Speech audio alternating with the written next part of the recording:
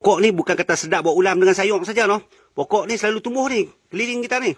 Assalamualaikum warahmatullahi wabarakatuh. Alhamdulillah.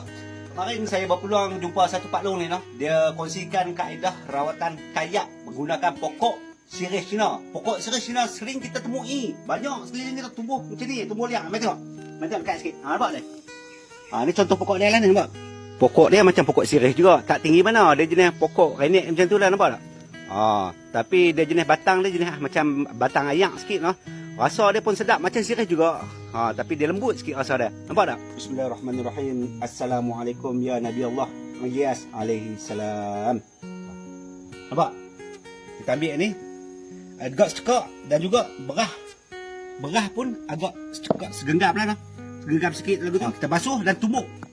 Tumbuk dia sampai hancur dan tempek pada tempat yang kena kayak tu, nah. Tempek, insya-Allah berkesan, nah. Insya-Allah. Bukan tu saja, dia ada banyak lagi khasiat-khasiat yang kita boleh kongsikan kat sini, noh. Antaranya ialah baik untuk menurunkan tahap kolesterol dan tekanan darah.